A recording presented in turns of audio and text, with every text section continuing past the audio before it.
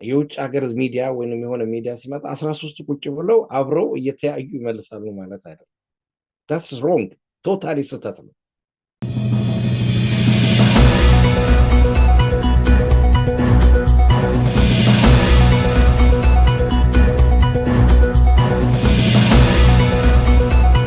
ሰላም ጤና ይስጥልኝ የተከበራችሁና የተወደዳችሁ አድማጭ ተመልካቾቻችን ከጎርጎራ ቲቪ ዝግጅት ክፍል የዘውትር ሰላምታችን ይድረሳችሁ። ይህ የአዲሱ የጎርጎራ ቲቪ ቻናል ነው። ነባሩ ቻናላችን መዘጋቱን ተከትሎ በአዲስ መልኩ መምጣታችን እየገለጽን ከዛሬ ጀምሮ የጎርጎራ ዜና ፕሮግራም ወደ እናንተ እንደሚደርስም ልናሳውቃችሁ እንወዳለን። ጋዜጠኛ ፋኖ ደረበ መኮንን ነኝ። በነባሩ ቻናል በኩል ከግዳጅ መልስና በእረፍት ጊዜ የግንባር መረጃዎችን ሳጋራችሁ እንደነበረም ይታወሳል። እነሆ አሁንም በአዲሱ ቻናል በአንድ ልዩ መረጃ ወደ እናንተ ይዤ ነው የመጣሁት። እንደምትወዱት ተስፋ አደርጋለሁ። በዛሬው የመረጃ ሰዓታችን ስለ ኮሌክቲቭ ሊደርሺፕ ከፖለቲካና ታሪክ ተንታኙ አቶ ኢያሱ ኤፍሬም ጋር ቆይታ የምናደርግ ይሆናል። በቆይታችን የቋራው ጉባኤና የ13ቱ የፋኖ አመራሮችን ጉዳይ አንስተን የባለሙያውን አስተያየት እንሰማለን። የውይይት ርዕሰ ጉዳይ ባደረግነው የኮሌክቲቭ ሊደርሺፕ ንድፈ ሐሳብ ዙሪያ በቂ መረጃ እንደምታገኙ ሰላምንም ውይይቱን እንድትከታተሉን ጋብዘናችኋል። በትናንትናው ዕለት የተለቀቀው የውይይታችን የመጀመሪያ ክፍል ጭምር ትከታተሉ ዘንድ ልናሳውቃችሁ እንወዳለን። የውይይታችን ሁለተኛው ክፍል ከአፍታ ቆይታ በኋላ ይቀርባል። የመጨረሻው ደግሞ ነገ ወደ እናንተ የሚደርስ ይሆናል። አሁን ቀጥታ ወደ ዛሬው ዝግጅት እናመራለን። አቶ ኢያሱ ኤፍሬም ሙያዊ ሐሳብ አስተያየቱን የሚሰጥ ይሆናል። ጥያቄ ካላችሁ በአስተያየት መስጫው ላይ አስፍሩልን። የተለያየ ሐሳብ ያለውና ከአቶ ኢያሱ ጋር ቀርቦ በጉዳዩ ዙሪያ መከራከር የሚፈልግ ካለም ያሳውቀን፣ መድረኩን እናመቻቻለን። ጎርጎራ ቲቪ ከእውነት ጋር።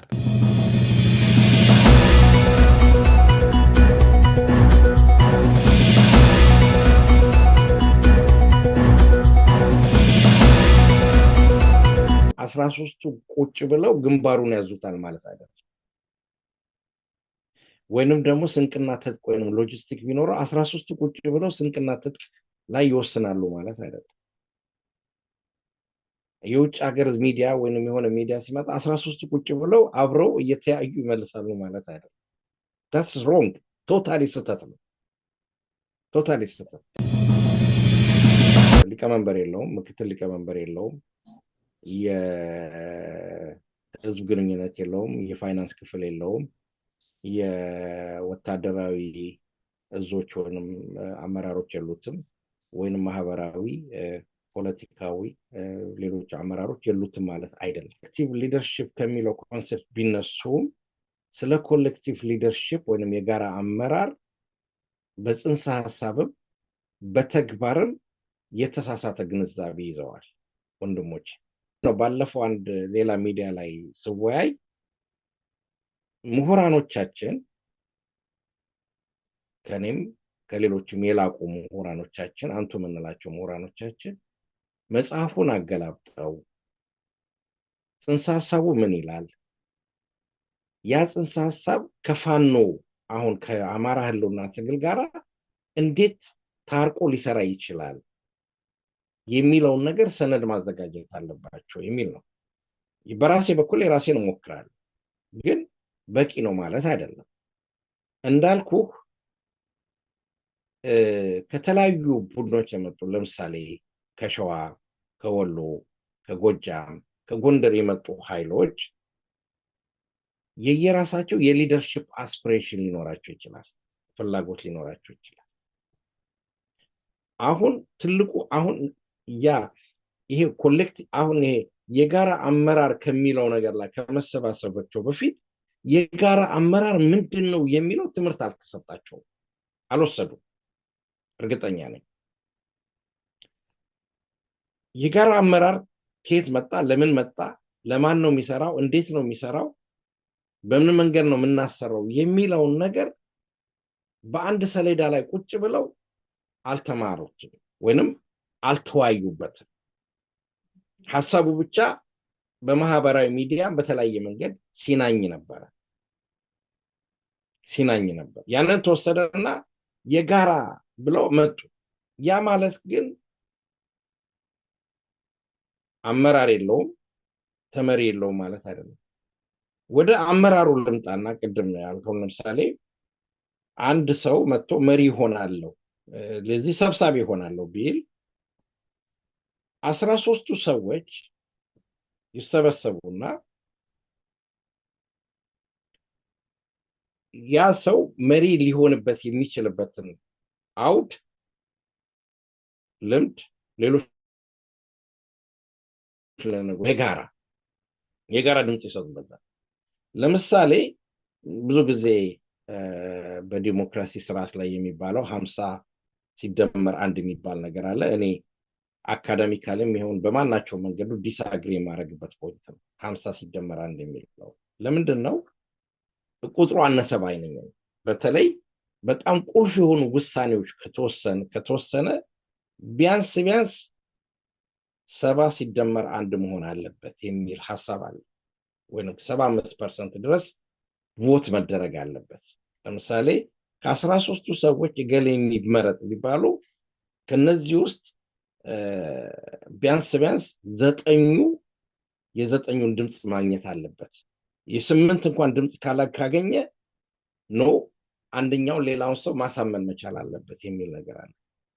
ምክንያቱም ክሪቲካል የሆኑ ዲሲዥን ይሄንን በምሳሌ ማቅረብ ይችላል። ለትልቅ ፖለቲካል በዓለማችን ላይ ተፈጸመ ከተባለው አንዱ ትልቁ ፖለቲካል ክስተት የእንግሊዝ መንግስት ወይም የእንግሊዝ ሀገር ከዩሮፒያን ዩኒየን የወጣችበት ሂደት ነው። የእንግሊዝ ይሄ ቮቲንግ ዲሞክራቲክ በሚለው መሰረት አይ ቲንክ ባለሳሳት 52% ነው መሰለኝ ያገኙት የስ ቮት፣ 48% ኖ ቮት ነው። በህዝብ ቆጠራ ብትመለከተው 48% ቮት ያለው በሚሊዮን የሚቆጠር ህዝብ።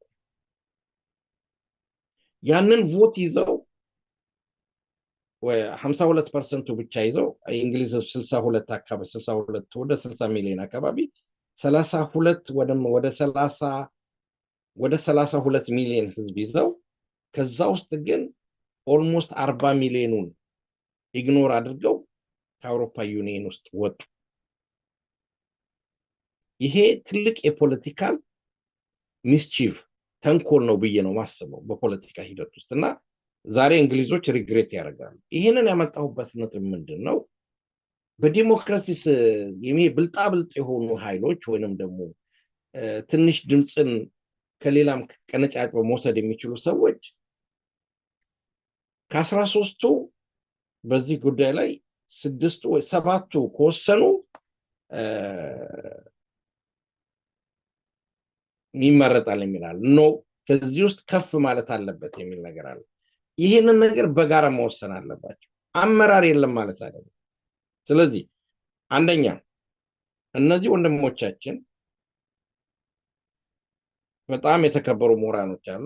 ስለ ኮሌክቲቭ ሊደርሺፕ በትክክል መወያየትና መነጋገር መቻል አለባቸው ከምሁራኖች ጋር።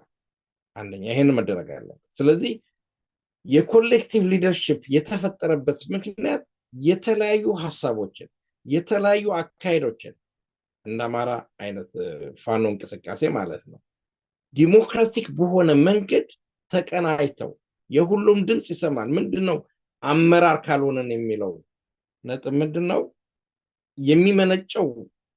ያ ኮንሴፕት የሚመነጨው እኔ አመራር ካልሆንኩ የሚለው የሚመነጨው ከግሬት ማንትዌሪ ኮንሴፕት ወይንም እንደ አብይ እናቴ ንጉስ ብላኛለች ከሚለው አይነት እሳቤ የሚመነጭ ነው።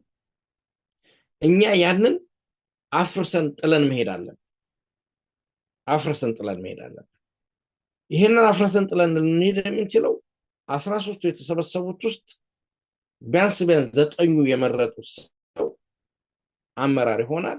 ከዛ ውስጥ 4ቱ ወይንም እስከ 10 ሊሆን ይችላል 4 ወይንም 3ቱ የማጆሪቲውን ድምጽ ተቀብለው ይኖራሉ። የ6 ሰው ወይንም የ7 ሰው መሆን አለበት ከፍ ማለት አለበት ማለት ነው። ስለዚህ በዛ ውስጥ እያንዳንዱ ደግሞ የራሱ የሥራ ድርሻ አለው። የሥራ ድርሻው ግን ሲወሰንለት የሥራ ድርሻውን ከበላይ ይሄ አሁን ብዙ ጊዜ በቢሮክራሲ ስንሆን አለቃ ካልፈረመ ገንዘብ አይወጣም። አለቃ ካልፈረመ መኪና አይንቀሳቀስም። አለቃ ካልፈረመ እንደዚህ የሚባል ነገር አለ። ለእያንዳንዱ ስራ እያንዳንዱ ዲፓርትመንት አለቃው መፈረም አለበት። በዚህ በኮሌክቲቭ ሊደርሽፕ ግን ትግሉ ራሱ ይሄንን ሪኳየር ስለማያደርግ ማለት ነው። ለምሳሌ ያለቃው መቀመጫ በትግሉ ምክንያት ማለት ነው አንድ ቦታ ሊቀመጡ አይችሉም። ያለቃው መቀመጫ ጎንደር ላይ ነው እንበል፣ ሊቀመንበር የተባለው ሸዋ ላይ ትልቅ ግብግብ ተፈጠረ። ጠላት እየመጣ ነው። ሸዋ ላይ ያለው ኮማንድ ያለቃውን ትዕዛዝ መጠበቅ የለበትም። ማድረግ የሚገባውን ያውቃል። ኦቶሪቲ ተሰጥተዋል። ፓወር ዲቮልቭ ሆኗል። ስለዚህ አካባቢውን አስተባብሮ ጠላትን ድባቅ ያደርግና ሪፖርት ያደርጋል። ከተሸነፈም ተሸነፈ ነው፣ ካሸነፈም ሸነፈ። መሸነፉም የጋራ ነው፣ ድሉም የጋራ ነው ማለት ነው። that's what a collective leadership እንጂ ጎንደር ላይ ያለውን አለቃ ተብሎ የተሰየመውን ሰው ትዕዛዝ አይጠብቅም፣ ወይንም እኔ እስክመጣ ጠብቁኝ አይልም። አየህ፣ እንዲህ አይነት ነገሮች አሉ። አሁን ለምሳሌ አንድ በለውይታችን ማጣፈጫ ይሆናል ብዬ ነው ማስገባው። በጣም የተገናኘ ጉዳይ ላይሆን ይችላል፣ ግን የሆነ ምሳሌ የሚሰጥ ነገር አለ። በሻዕቢያ ጋር በተደረገው ጦርነት የቀይ ኮከብ ዘመቻ ሳህል ላይ መጨረሻውን ግብግብ የኢትዮጵያ ወታደር ሲገጥም ከሻዕቢያ ጋራ ሻዕቢያ እየነቀለ ሊወጣ ሲል የመንግስቱ ኃይለማርያምን ታማኝነት እና ሹመት መፈለግ የፈለጉ ሰዎች የድሉን ባንዲራ ማውለብለብ ያለበት የሶስተኛ ክፍለ ጦር ነው ብለው ጦርነቱን አዘገዩት። ያንን በመዘግየቱ ምክንያት ነው ሻዕቢያ ተመልሶ የተቋቋመው የሚሉ ሰዎች ሰምቻለሁ፣ አንብቤያለሁ። አየህ፣ this is the problem of one man leadership።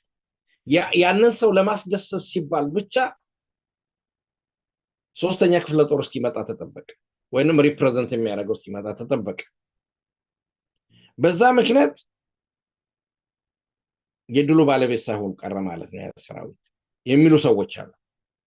ስለዚህ በዛን ወቅት መደረግ ያለበት በዛ ወቅት ያለው ጀነራል በዛ ወቅት ላይ የጦር መኮንን ያለው የመሰለውን ትክክለኛ ነው ብሎ ከወቅቱ ጋር ከመሬቱ አቀማመጥ ጋር ከሰው ትጥቅ ጋር ከጠላት አሰላለፍ ጋር መዝኑ የሚያደርገውን ውሳኔ ይወስናል። that's what collective leadership collective leadership ከሌለህ ግን አለቃህን ለማስደሰት ያለቃህን ትዕዛዝ ለመጠበቅ የምትሄድበት ነው።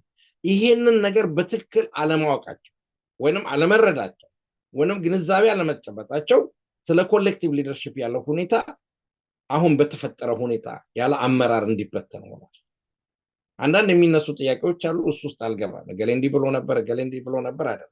ያንን ራሱ ማስታረቅ የሚቻለው ቁጭ ብሎ በመወያየት ነው። ሌላ አንድ ነገር ልጨምርልህ እዚህ ላይ ኮሌክቲቭ ሊደርሺፕ ስንል የተመረጠው ሊቀመንበር ወይንም ምክትል ሊቀመንበር በዛ ስልጣኑ ላይ ወይንም በዛ ኃላፊነቱ ላይ የእድሜ ልክ ሹመት ነው ማለት አይደለም። አንደኛው የኮሌክቲቭ ሊደርሺፕ ወይንም የጋራ አመራር ቁልፍ ሚስጥሩ የአመራር ለውጥን የማድረግ ሂደት ነው። ያ ማለት ምንድነው? ለምሳሌ አቶ አንበርብር በስልጣን ላይ ቢቀመጥ የኃላፊነት ቢቀመጥ ማለት ስልጣን ብንለው እንደው ስልጣን የምንለው ነገር ትንሽ የሚዘገንን ነው። ምክንያቱም ትንሽ ኮራፕሽን ስላለው በውስጡ ኮንሴፕት ማለት ነው። ኃላፊነት ላይ ቢቀመጥ ኃላፊነት ላይ የተቀመጠበት ኦኬ ለ6 ወር ኃላፊነት ሰጥተናል ወይም ለ1 ዓመት ኃላፊነት ሰጥተናል፣ ይሄን ነገር ምራው ሰብስበን እናንተ ብሎ ይቀመጣል። ከዛ በኋላ ለሌላው ሰው ደግሞ ኃላፊነት ድርሻ ይወስዳል ማለት ነው። በዚህ ኃላፊነት የመለዋወጥ ሂደት የድርጅቱን ጤናማነትና ዲሞክራሲያዊነት የመተባበር ግልጽነት ተጠያቂነትን ማዳበር ይችላል። እነዚህ ነገሮች በቃላት ስንላቸው ወንበር ላይ ቁጭ ብለን ስንላቸው ቀላል ሊመስሉ ይችላል፣ በተግባር ግን ከባድ ናቸው። የበላይ ዘለቀን ምሳሌ ነው I don't know ስንት ዓመት ሆነ ነው ወደ 80 ዓመት በላይ ሆነ ያ ጉዳይ ከተፈጸመ። it is a generation gap። ለውጥ አለ፣ ሂደት አለ። የፖለቲካ ሁኔታው ተለውጧል። የፖለቲካል ጽንሰ ሀሳቡ ተለውጧል።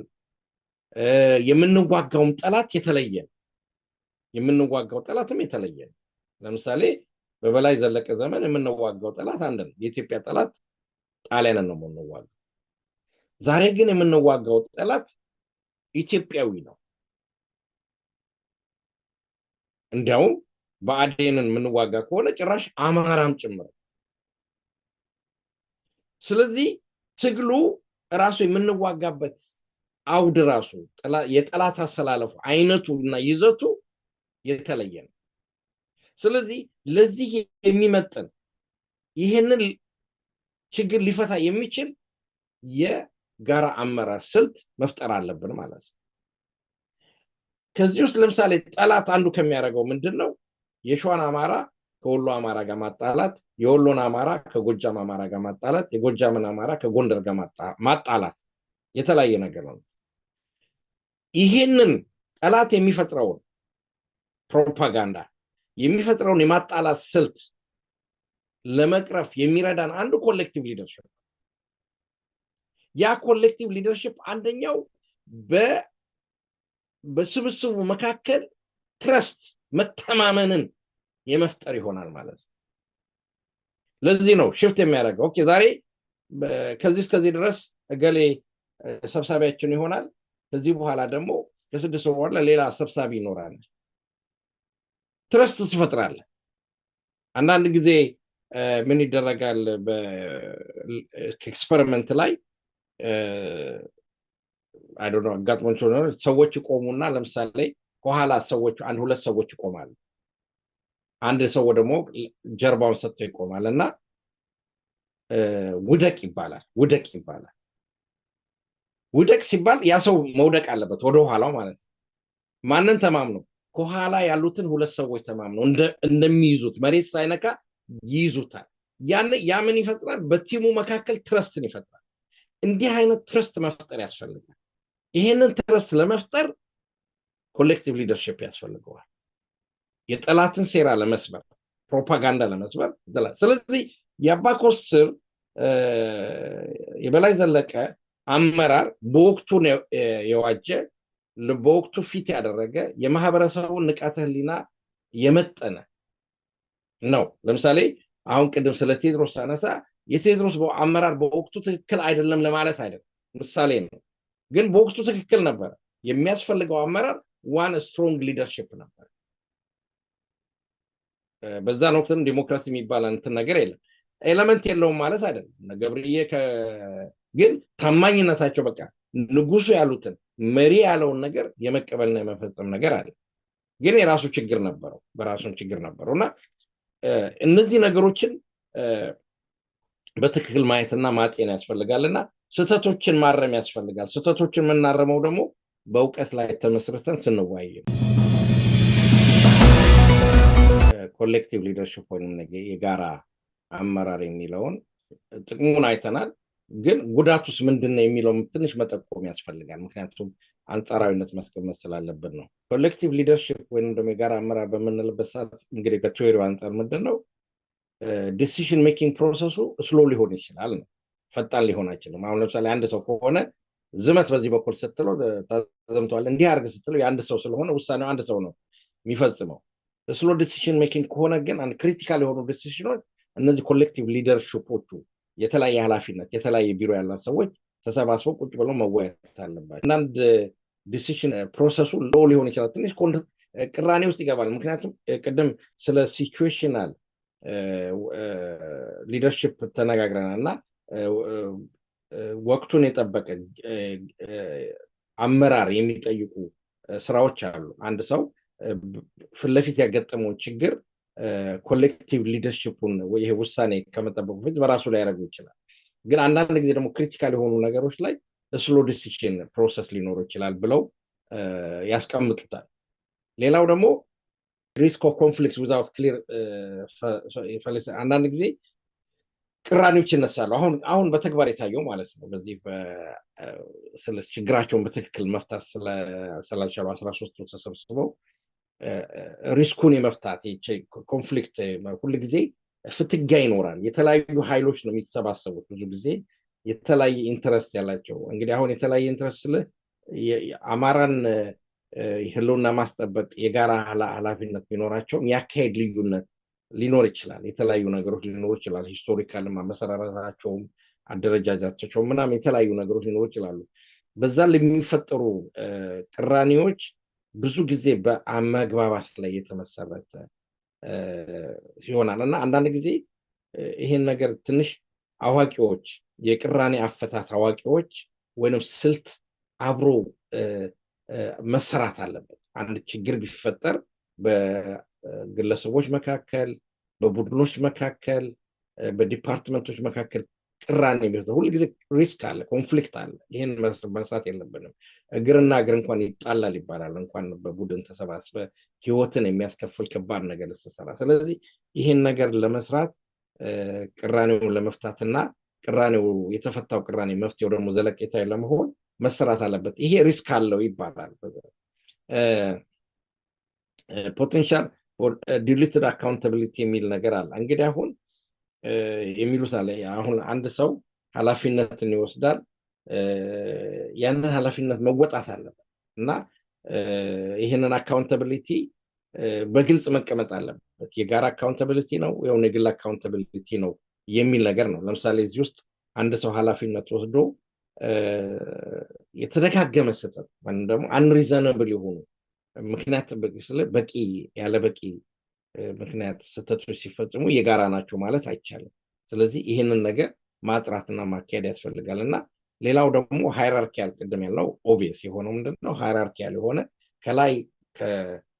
ከላይ የወረደ ይሄ የሆነ የአሰራር ስልት መቀየስ አይቻልም የሚሉት አሉና እነዚህ አራት ዲስአድቫንቴጆች አሉ። ግን ከጉዳቱ ጥቅሙ ይበልጣል። ሁሉም ቅድም እንዳልነው ለምሳሌ ይሄ ስትሮንግ ማን ሊደርሺፕ ወይንም ደግሞ የአንድ ሰው አመራር የምንለው የራሱ ድክመት እንዳለው ሁሉም ነገር ላይ የራሱ ድክመት አለው። እነዚህን አውቆ በሁለቱ መካከል ባላንስ ወይንም ሚዛን መስራት ያስፈልጋል የሚል ነው።